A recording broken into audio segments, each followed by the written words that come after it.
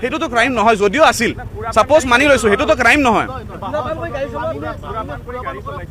এতিয়ালৈকে আপোনালোকে শিওৰ নহয় কোনে ড্ৰাইভ কৰিছে আপোনালোকে কেনেকৈ ক'ব সুৰা পিন্ধি খাইছে টিল নাও সেইটো কুহল আহিছে যে 4জন ব্যক্তি আছিলে তাৰে শামীম আহমেদে গাড়ীখন চলাই আছিলে আৰু 3গৰাকী যুৱতী বহি আছিলে The matter is subjudiced.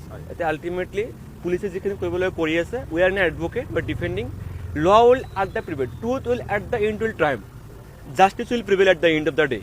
So আপোনালোকে এতিয়া আপোনালোকে এজন নিৰ্দোষী মানুহক আপোনালোকে এনেকৈ মাৰ্ডাৰ এখন বনাই পিনি নকৰিব আপোনালোকে ৱাইট কৰক এক্সাক্টলি আপোনালোকে ৱাইট কৰক এক্সাক্টলি ফুটেজত আছে 12 পৰা ওলাই গৈছে 3 বজাত 4 বাজি 2 মিনিটত এক্সিডেন্ট হৈছে আৰু তে পলাইন কিয় কৰিছে everything is matter of trial ঠিক আপোনালোকৰ ভয়ত পলাইছে তেখেতে আপোনালোকৰ ভয়ত তেখেতে পলাইছে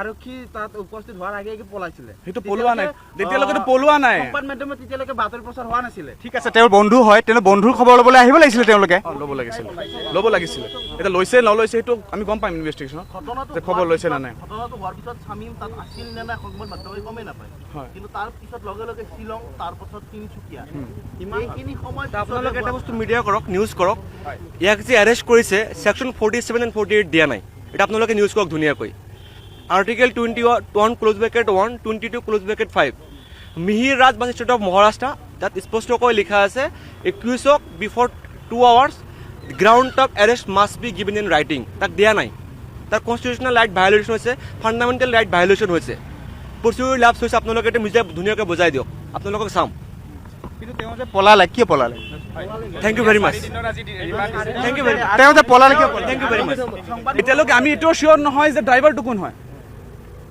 তেখেতে আছিল নে নাই এইটোতো চিয়ৰ নহয় সেইটো চাওক পুলিচে ইনভেষ্টিগেট কৰি আছে এইটো মেটাৰটো ওলাব সেইটো নিশ্চয় ওলাব খুব শীঘ্ৰে ওলাব ন ইনষ্ট্ৰাকশ্যন দিয়া নাই যে তেখেতে কিবা ড্ৰিংক কৰিছিল বা তেখেতে গাড়ী চলাই আছে এজ অফ নাও আমাক একো কোৱা নাই আমি আজিহে লগ পালোঁ তেখেতক নাই একো তেনেকুৱা ইনষ্ট্ৰাকশ্যন আমাক দিয়া নাই সেইটো আমি নাজানো কোন আছিলে পালেহে আমি ক'ব পাৰিম আমাক যিমানখিনি জনাইছে যিমানখিনি আমি জানো সিমানখিনি আপোনাক ক'ব পাৰিম আপোনাক ক'ব No, it's a dictation. No, it's not a dictation.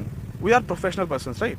আমি যিমানখিনি জানিম সিমানখিনি ক'ব পাৰিম এজিউম কৰি কাৰোবাক জাজ নকৰোঁ এতিয়ালৈকে কোনো খবৰ পোৱা নাই সেইখিনি আমাক ইনফৰমেশ্যন অহা নাই বা মই গম পোৱা নাই সেইটো গাড়ীখন কোনে ভাড়াত লৈছে ভাড়াত চাগে শামীমে লৈছিল মই চাগে বুলি কৈছোঁ দেই মই একজেক্টলি চিয়ৰ নহয় মই যিখিনি শুনিছোঁ যিখিনি জানিছোঁ শামীমে ভাড়া লৈছিল চাগে ক'ত গৈছিলে কাক ক'ত কেনেধৰণে পিক আপ কৰিছিলে ক'ত গৈছিলে I am not sure about that I have to ask him তেওঁতো আপোনাক জনাইছে নাই আমি এতিয়ালৈকে তেখেতৰ লগত ভালকৈ ইণ্টাৰেকশ্যন কৰিব পৰা নাই মেটাৰ ইজ সাবজুডাইজ আপোনালোকে বুজি পাইছে ন আমি এতিয়ালৈকে ভালকৈ তেখেতৰ লগত ডিছকাশ্যনো কৰিব পৰা নাই law will prevail justice will prevail that's all thank you matter is subjudice আপোনালোকে বুজি পানে না matter is subjudice 4 days remand দিছে thank you very much জিম্মা আমাৰ পৰা খুজিছে মানে সৰি মেজিষ্ট্ৰেটৰ পৰা খুজিছে 4 দিনৰ জিম্মাৰ কাৰণে দিয়া হৈছে যিমানখিনি আপোনালোকে জানে মিডিয়া ষ্টেটমেণ্টত আহিছে সেইখিনিও আমিও জানো এজ পাৰ ৰিপৰ্ট যিখিনি আহিছে সেইখিনি আমি জানো এতিয়া চাওক এইটো ছাবজুডিচ চলি আছে আমি বেছি কথা আপোনালোকক ক'ব নোৱাৰোঁ জাষ্ট এটা কথা ক'ম যে মানুহ এটা গাড়ীত আছিলেও নাছিলে সেইটো আমি নাজানো হয় না শামীম আছিলে নাছিলে আমি নাজানো এজিউম কৰি যদিও কওঁ যে শামীম আছিলে তাতে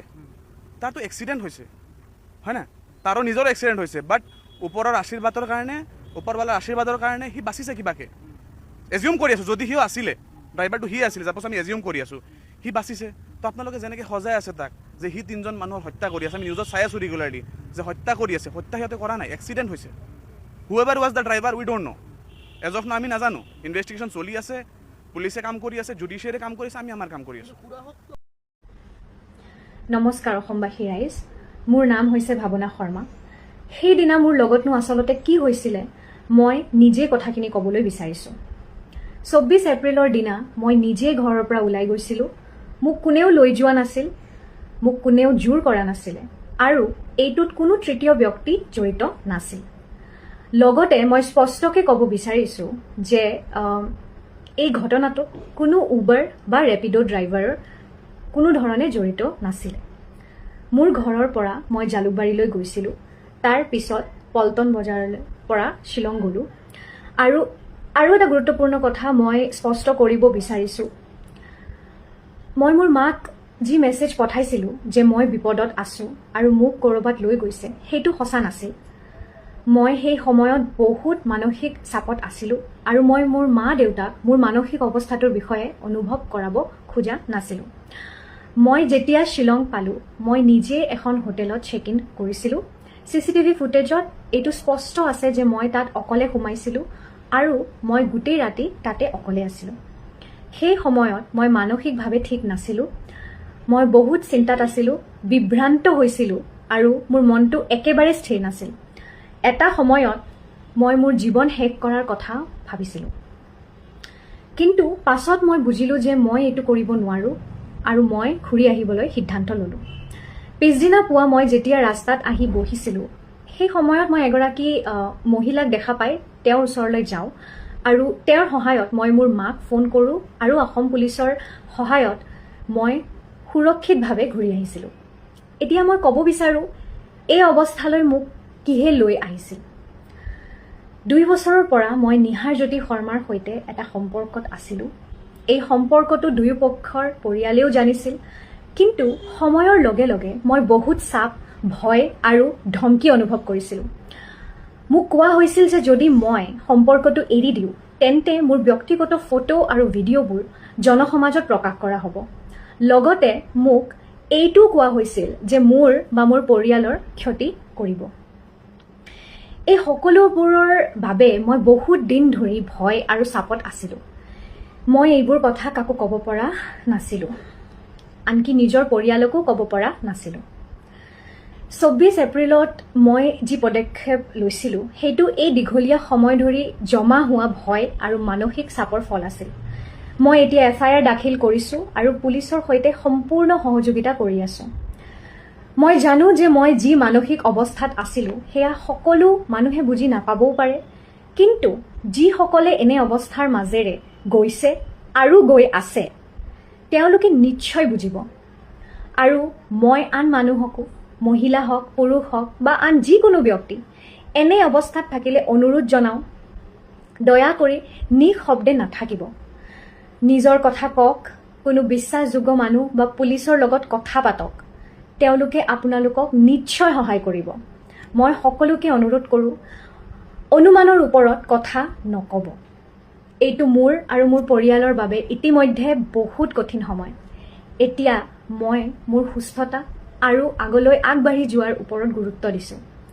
শেষত মই সকলোকে আমাৰ পৰিয়ালৰ বিপদৰ সময়ত মোক আৰু মোৰ পৰিয়ালক সহযোগ কৰাৰ বাবে অশেষ ধন্যবাদ জনালোঁ আৰু তাৰে লগতে মই অসম পুলিচৰ যিবোৰ পুলিচ অফিচাৰ্ছ মোক ইমান হেল্প কৰিছে, সহযোগিতা দিছে, যেন SP মেম মৈত্ৰী ডেকা, তাৰে লগতে DCP ছাৰ, আমাৰ Bolin Deori sir, ACP Dimpi Baruah ma'am, তাৰে লগতে মোৰ IO Hirakjyoti Pegu sir, Mrityunjay sir, সকলোকে মই অশেষ ধন্যবাদ জনাইছোঁ।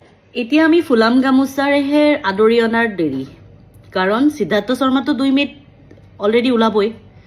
এতিয়া জাষ্ট পষ্ট এটা পাইছোঁ, সিদ্ধাৰ্থ শৰ্মা জামিনৰ শুনানি সম্পূৰ্ণ, 2 মে'ৰ জামিনৰ মানে ৰায়দান। এতিয়া আৰু চব মানুহে এতিয়া এটা সাহ পাই যাব। জুবিনদাৰ নিচিনা মানুহ এটাই যদি ন্যায় নাপালে, আকৌ ওলাই মুকলি আকাশৰ তলত থাকিলে, তেতিয়াহ'লে এই সাধাৰণ মানুহবিলাকৰ যে কেছবোৰ হৈ থাকে সিহঁতবিলাকে কি পাব?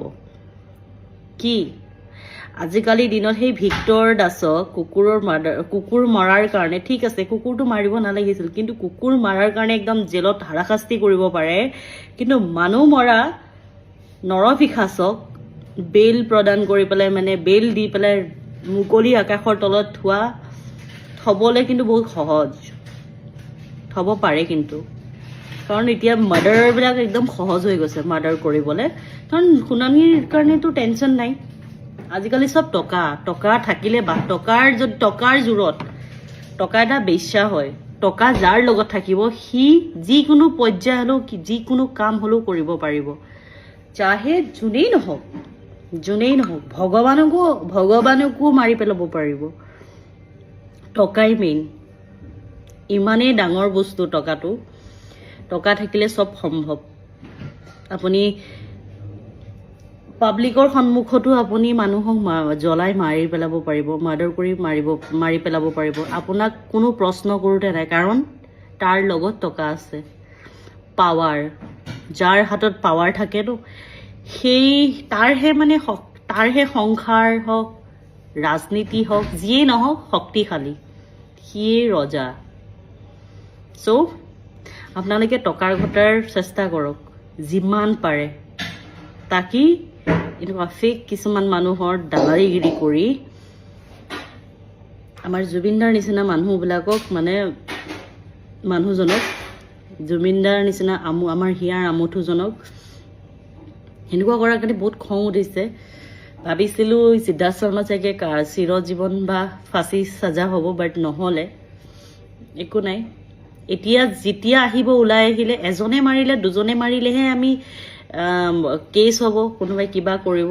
আমি গোটেই যদি পাব্লিকে যদি ধুলাই দি পেলাই যদি মাৰোঁ, তেনেহ'লে কেইজন পাব্লিকক জেলৰ ভিতৰত থ'ব? কেইজন পাব্লিকক? কেইদিন থাকিব? আৰু জুবিনদাৰ কাৰণে কি লাখ লাখ পাব্লিক কিন্তু সঁচা জুবিন অনুৰাগীবিলাকৰ কথা কৈছোঁ দেই, ভুৱা অনুৰাগীবিলাকৰ কথা নহয়।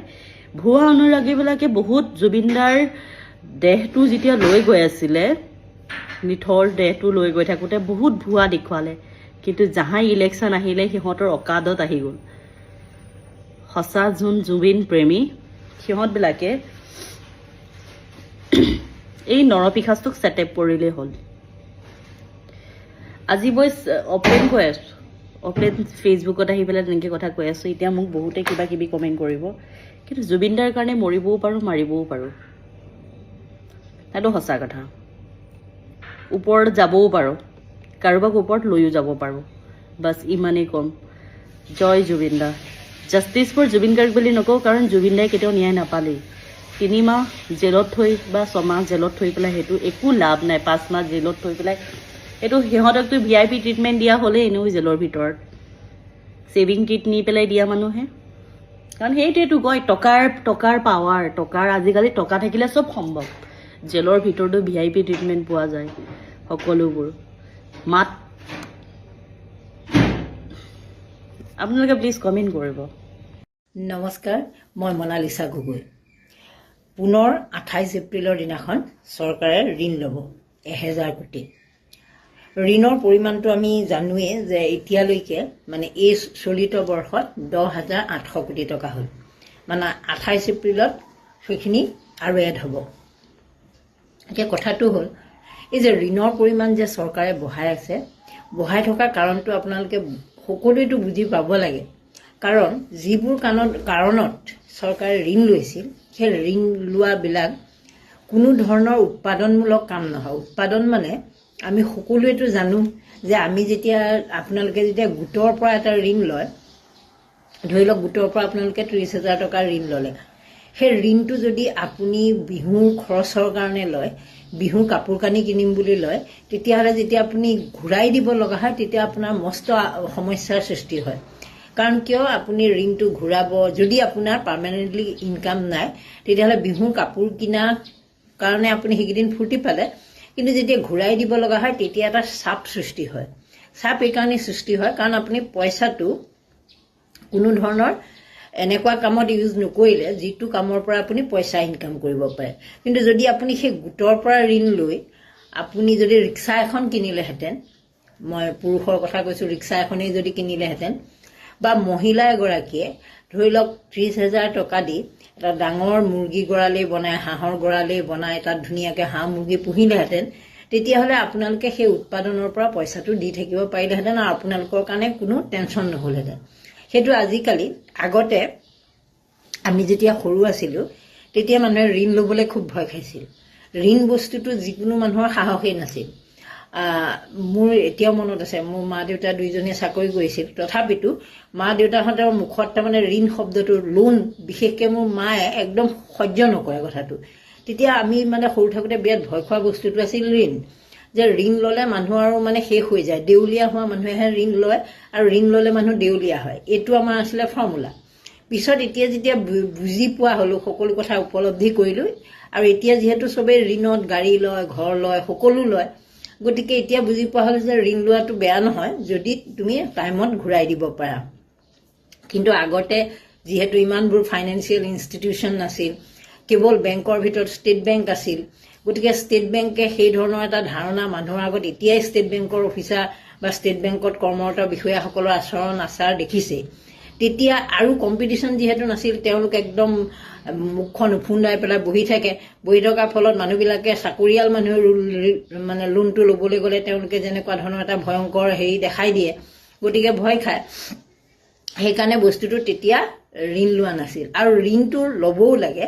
ঋণটো ল'লে আপোনাৰ টকাৰ সঞ্চালনটো বৃদ্ধি পায়। বেংকেও সেই আপোনাৰ ওপৰত কৰা ইনভেষ্টমেণ্টৰ যদি আপুনি ৰিটাৰ্ণ দিব পাৰে, সুদ দিব পাৰে, বেংকৰো মানে পইচাটো বাঢ়ে, সমগ্ৰ দেশৰ অৰ্থনীতিতে অৰিহণা যোগায়। সেইকাৰণে আগতে যে চৰকাৰবোৰ দুখীয়া আছিল, আগৰ চৰকাৰবিলাকে যে কাম কৰিব নোৱাৰিছিল, ৰাস্তা পদূলি যে নহৈছিল, সেই কথাবোৰ পুঁজিবিলাক যে আমাৰ কাৰণে কম আছিল বা বিভিন্ন ঠাইত কম আছিল, কিহৰ কাৰণে আছিল? যে আগতে সেই যে ষ্টেট বেংকবিলাক আপোনালোকে মনত পেলাওক, সৰু সৰু ব্ৰাঞ্চবিলাক আছিল, সকলো জেগাততো নাছিলেই। এখন ডিষ্ট্ৰিক্টত চাগে আমাৰ ফালেতো 2-3টামানহে আছিল, তেনেকুৱা ধৰণৰ। গতিকে যিহেতু মহাৰাষ্ট্ৰ, গুজৰাট সেইবিলাকত আকৌ বেলেগ বেলেগ বেংকো আছিল। তাৰোপৰি তেওঁলোকৰ ষ্টেট বেংকতো মানুহে যিহেতু সকলো ব্যৱসায়ী মানুহ, ঋণ ল'বলৈ ভয় খোৱা নাছিল। কিন্তু তেতিয়াৰ পৰিৱেশটো আছিল যে যিসকলে খেতি কৰ্ম কৰে তেওঁলোকেতো ঋণৰ কথা নাহেই তেতিয়াৰ দিনত। আৰু যিসকলে চাকৰি বাকৰি কৰে তেওঁলোকৰ কথাটো মই আপোনালোকক বুজাই দিলোঁ যে আমাৰ ঘৰত মোৰ মা দেউতাৰ ক্ষেত্ৰত তেনেকুৱা হৈছিল। আৰু মই ভাবোঁ মোৰ কাষৰ পাজৰৰ যিমানবোৰ মানুহ আছিল সকলোৱে ঋণ লোৱাটো এটা ভয়ংকৰ কাম বুলি ভাবিছিল। কাৰণ সেই বেংকৰ মই কথাটো ক'লোৱেই, বেংকৰ লেনদেন কৰা অকল পইচাটো পাছবুকত জমা দি আহিব লাগে সেইটোৱে বুজি পাইছিল, সেইটোতে কিবা এটা সুত এটা পাইছিল, সেয়াই সন্তুষ্টি। কিন্তু এতিয়া কথাবোৰ বেলেগ হ'ল। এতিয়া মই ক'লোৱেই আমি ব্যক্তিগতভাৱেও ঋণ লওঁ, আমি ঘৰৰ কাৰণে ঋণ লওঁ, গাড়ীৰ কাৰণে ঋণ লওঁ, বিভিন্ন কামত আমি ঋণ লওঁ। ইনষ্টলমেণ্ট বস্তুটো আজিকালি সহজ হৈ গ'ল, মোবাইলটোও মানুহে ইনষ্টলমেণ্টত লয়। গতিকে কথাটো সেইটো কাৰণে ভাল হ'ল। আৰু অৰ্থনীতি উন্নত কৰাত সেই কোম্পানীবিলাকৰ পৰা যে লওঁ, সেই যে ফাইনেন্স ইনষ্টিটিউশ্যনবিলাকৰ পৰা লওঁ, সেইটোৱে দেশৰ অৰ্থনীতিটো অৰিহণা যোগায়। গতিকে এইটো ভাল কথা। কিন্তু চৰকাৰে যি ঋণ লৈ আছে, সেই চৰকাৰে যদি এই যে 1000 কোটি টকাৰ ঋণ ল'ব, সেই ঋণ যদি তেওঁলোকে ভাল কামত খটালেহেঁতেন, যে উৎপাদনমূলক কিবা এটা ডাঙৰ উদ্যোগ প্ৰতিষ্ঠা কৰিলেহেঁতেন, তাত আপোনালোকক সংস্থাপন দিলেহেঁতেন, তেনেকুৱা ধৰণৰ কামত যদি বিনিয়োগ কৰিলেহেঁতেন, তেতিয়াহ'লে সেই ঋণৰ কিন্তু কাম আছিল। মই আপোনালোককতো কৈছোৱেই যে গোটৰ পৰা ঋণ লৈ আপোনালোকে কেতিয়াবা ঘূৰাই দিবলৈ বহুত অসুবিধা হৈ যায়, নহয়নে? আনকি কেতিয়াবা এনেকুৱাও হয় যে আপুনি ৰিক্সা এখনেই কিনিছিল, কিন্তু ৰিক্সাখন চলাব নোৱাৰিলে, আপোনাৰ হয়তো হাজবেণ্ডৰ অসুখ হ'ল বা হয়তো বতৰৰ কাৰণে নোৱাৰিলে, বেটেৰী ৰিক্সা চাৰ্জ নহ'ল, এনেকুৱা বিভিন্ন সমস্যা থাকে, যিটো কাৰণে ঋণ ঘূৰোৱাত সমস্যা হৈ যায়। এতিয়া চৰকাৰৰ ক্ষেত্ৰতো সেই একেধৰণৰ সমস্যাই হৈছেগৈ। কাৰণ যিবোৰ আমাৰ ইয়াত কনষ্ট্ৰাকশ্যন চলি আছে, গুৱাহাটী বুলি নহয় সমগ্ৰ অসমত যিবোৰ কনষ্ট্ৰাকশ্যন চলি আছে, সেইবিলাকত যদি ঋণটো বিনিয়োগ কৰিছে, কাৰণ এটা কথা মনত ৰাখিব, আপুনি যেতিয়া একো নকৰে তেতিয়া আপোনাৰ কাৰণে একো নকৰা মানুহৰ একো বদনামো কোনো গাবলৈ নাই, সদনামো কোনো গাবলৈ নাই, আপুনি চুপচাপ বহি আছে, আপুনি এটা নিৰ্জীৱ পদাৰ্থ টাইপ। কিন্তু বৰ্তমানৰ মুখ্যমন্ত্ৰীগৰাকীয়ে কাম কৰে মানে ব্ৰিজ বনাইছে, বিল্ডিং বনাইছে, এইবিলাক যে কৰিছে সেইবোৰ আমাৰ চকুত পৰিছে। গতিকে কেতিয়াবা আমি তেওঁক সমালোচনা কৰিছোঁ যে ইমানবোৰ ব্ৰিজ কিয় লাগে। কেতিয়াবা আমি কৈছোঁ এই বিল্ডিংটো বনাইছে, এই বিল্ডিংটো কিয়নো মানে কনষ্ট্ৰাকশ্যনত ঠিক হোৱা নাই, আমি এনেধৰণে সমালোচনা কৰোঁ। কিন্তু কাম এটা কৰিলে সমালোচনা হ'বই, কিছুমানে ভাল বুলি ক'ব, কিছুমানে বেয়া বুলি ক'ব। এতিয়া ফ্লাইঅভাৰ গুৱাহাটীত নিৰ্মাণ হোৱা বহুতে ভাল বুলিও কয় যে ঠিকেই আছে, ভাল হৈছে। বহুতে গালি পাৰে যে ফ্লাইঅভাৰবোৰ কোনো চাইণ্টিফিক ৱেত নিৰ্মাণ নকৰাৰ কাৰণে গোটেই গুৱাহাটীখন বুৰি গৈছে, ইমান ফ্লাইঅভাৰৰ প্ৰয়োজন নাছিল, কাষৰ ব্যৱসায় বাণিজ্যবোৰ মৰা গৈছে, এনেকুৱা বিভিন্ন ধৰণৰ যুক্তি বিভিন্ন ধৰণৰ থাকে। এতিয়া কথাটো হ'ল চৰকাৰে কাম নকৰিলে কিন্তু কমিশ্যনৰ আশা কৰি লাভ নাই। যদি আপুনি হাত সাৱটি, মই যদি কাইলৈ মুখ্যমন্ত্ৰী পাতি দিলে মই একো কাম নকৰোঁ, মোৰ বদনাম হ'ব, গতিকে মই ব্ৰিজ একো নবনাওঁ, বিল্ডিং চিল্ডিং নবনাওঁ, দৰমহাকেইটা দিম আৰু মনে মনে চুপচাপ বহি থাকিম, তেতিয়া মোৰ অকল যে এই মন্ত্ৰী যে দৰমহা মই যদি হওঁ, মই এনেই উদাহৰণটো দিছোঁ, যদি দৰমহাটো পাওঁ সেয়াই মোৰ দৰমহা, আৰু মোৰ আৰু কোনো ফেমিলি উন্নয়ন নহয়, কাৰণ সেইকেইটা দৰমহা দি মই চলিমেই নে খামেই। কিন্তু যদি মই কাম কৰোঁ তেতিয়াহ'লে মইতো কিবা এটা, সেই তৰুণ গগৈৰ এটা পুৰণা ইণ্টাৰভিউ চাইছিলোঁ যে পলিটিচিয়ান হ'লে কিবা এটা ল'বই লাগিব, সেই যে কিবা এটা ল'ব, সেই ল'বলৈকে এনেকুৱা ধৰণৰ কামবোৰ কৰিব লগা হয়। নিৰ্মাণ কাৰ্যত আটাইতকৈ বেছি প্ৰফিট, কাৰণ কোম্পেনীটো যিটো কোম্পেনীয়ে কৰিবলৈ আহিব, ধৰি লওক ইউ পিৰ এটা কোম্পেনী হ'ল, গুজৰাটৰ এটা কোম্পেনী হ'ল, তেওঁলোকে কৰিবলৈ আহোঁতে আপোনাক কমিশ্যন যাচিবই। যাচিব এইকাৰণেই যাচিব কাৰণ তেওঁলোকৰ বহুত প্ৰতিদ্বন্দ্বী থাকে। প্ৰতিদ্বন্দ্বীবিলাকৰ ভিতৰত ধৰি লওক 10টা কোম্পেনীয়ে সেই বিদটোত অংশ লৈছে ধৰি লওক, মানে কি বুলি কয় কি বুলি কয় সেইটো, মানে যিটো অৰ্ডাৰটো যে ওলায় সেই অৰ্ডাৰটোত অংশ লৈছে। তেতিয়া মোৰ কোম্পানীটোৱে নে আপোনাৰটোৱে পাবনে, তেতিয়াতো মই মানুহজনক, যিহেতু ৰাজনীতিক, তেওঁকতো মই কমেই ন, মই অকণমান কিবা এটা দিমো লাগিলে আপুনি কামটো কৰি দিয়ক। তেনেকৈ বিভিন্নজনে কওঁতে কওঁতে আচলতে এই বস্তুটো দুৰ্নীতিটো এনেকুৱা ধৰণেই হয়গৈ।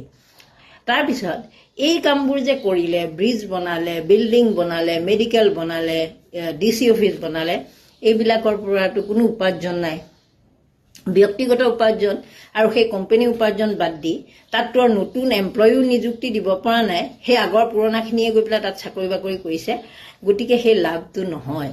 মই যে ক'লোঁ যে চৰকাৰে যদি চৰকাৰী খণ্ডৰ কিবা এটা উদ্যোগ প্ৰতিষ্ঠা কৰিলেহেঁতেন, তাত যদি সেইখিনি বিনিয়োগ কৰিলেহেঁতেন, আপোনালোকক যদি সংস্থাপন দিলেহেঁতেন, পইচাৰটো সঞ্চালন হ'লহেঁতেন। পইচাৰ সঞ্চালন, টকা পইচাৰ সঞ্চালন নহ'লে অৰ্থনীতি গ্ৰ' নকৰে।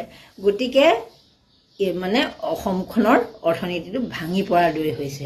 আৰু সেয়ে আজি স্তব্ধ প্ৰায় বিভাগীয় কাম কাজ বুলি লিখিছে পেপাৰত, কাৰণ বিভাগীয় কাম কাজবিলাক নচলা হৈছে।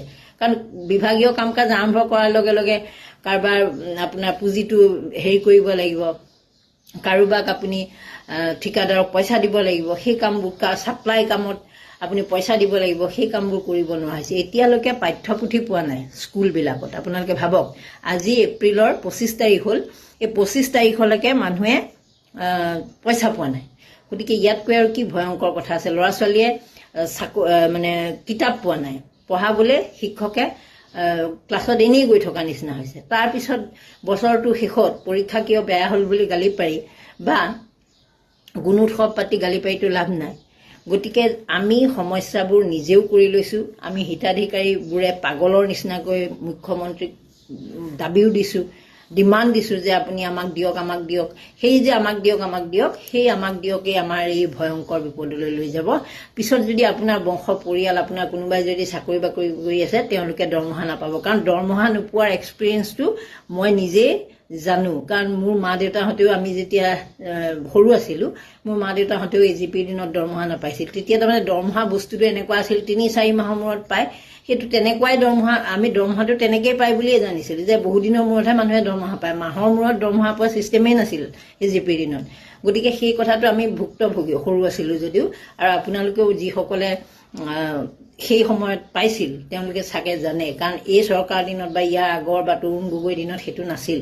আৰু তৰুণ গগৈ চৰকাৰক সেইকাৰণে মানুহে আনিছিল কৰ্মচাৰীসকলে, যে তেওঁলোকে ৰেগুলাৰকৈ দৰমহাটো দিব পাৰিছিল। আৰু তৰুণ গগৈ দিনত যেতিয়া ৰেগুলাৰ দৰমহা হৈছিল নহয়, তেতিয়া কৰ্মচাৰীসকলে মাহৰ মূৰত দৰমহা পোৱাৰ যিটো মাদকতা, সেইটো তেতিয়াহে উপলব্ধি কৰিছিল।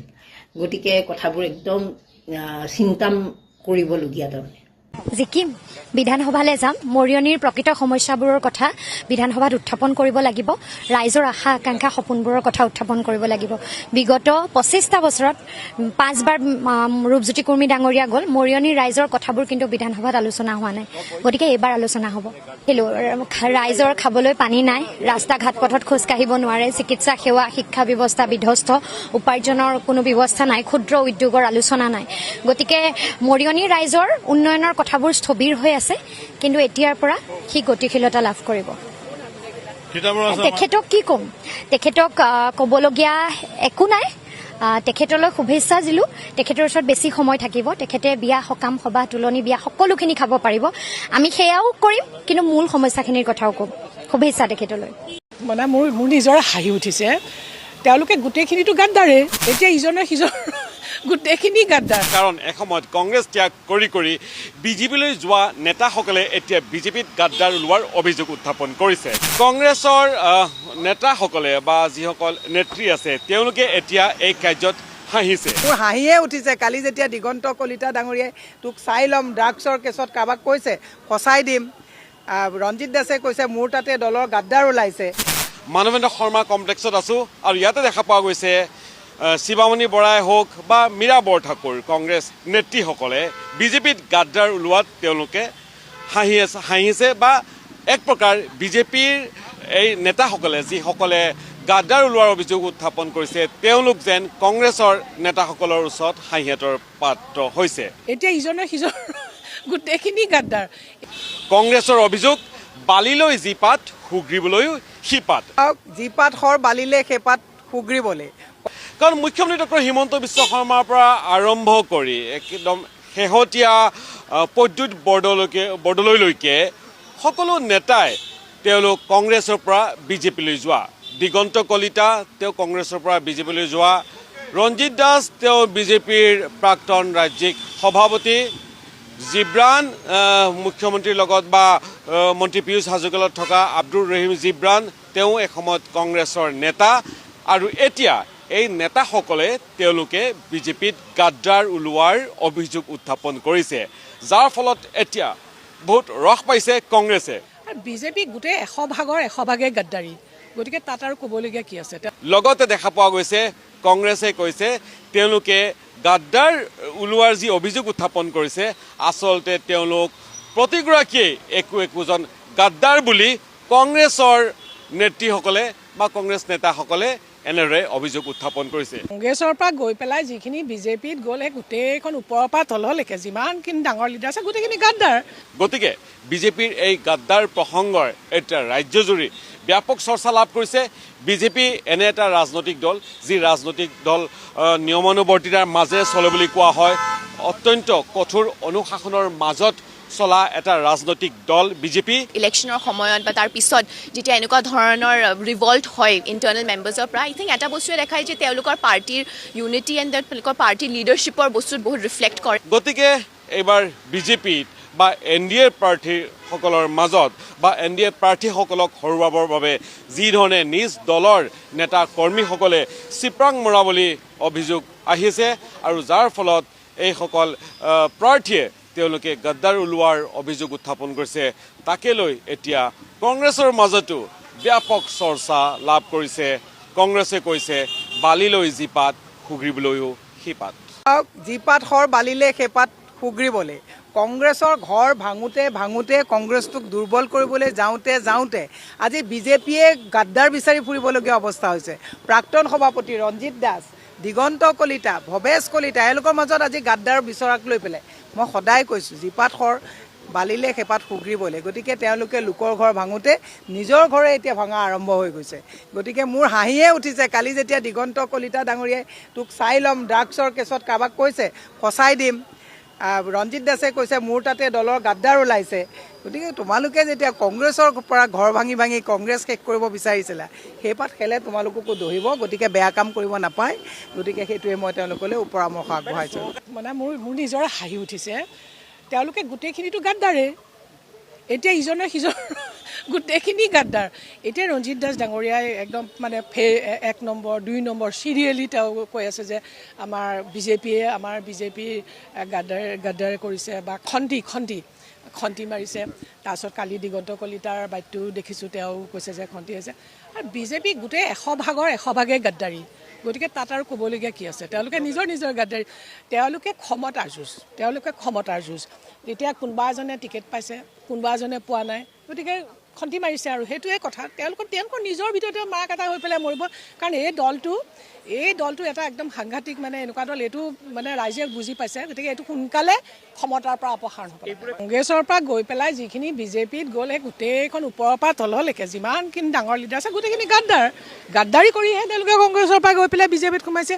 এতিয়া গোটেইখিনি আৰু পুৰণাখিনিও লাগি গৈছে দুয়োটাৰ ভিতৰত। এইটো হ'ব এইটো দেৰিকৈ হৈছে, আগতে হ'ব লাগিছিল আচলতে তেওঁলোকৰ মাজত। তেওঁলোকৰ এইবিলাক কাহিনী আমি গম পাই গৈছোঁ। গতিকে এইটো আৰু হ'বলগীয়া কথা। ইমান আমি পাৰ্চনেলিটো নাজানো কি হৈছে দলৰ ভিতৰত, কিন্তু এটা কথাই ক'ম, যেতিয়া এনেকুৱা এটা দলৰ মাজত ইলেকশ্যনৰ সময়ত বা তাৰ পিছত যেতিয়া এনেকুৱা ধৰণৰ ৰিভল্ট হয় ইণ্টাৰনেল মেম্বাৰ্ছৰ পৰা, আই থিংক এটা বস্তুৱে দেখায় যে তেওঁলোকৰ পাৰ্টিৰ ইউনিটি এণ্ড তেওঁলোকৰ পাৰ্টিৰ লিডাৰশ্বিপৰ বস্তুত বহুত ৰিফ্লেক্ট কৰে। চ' সেইটো বস্তুৱে কম মই হয়।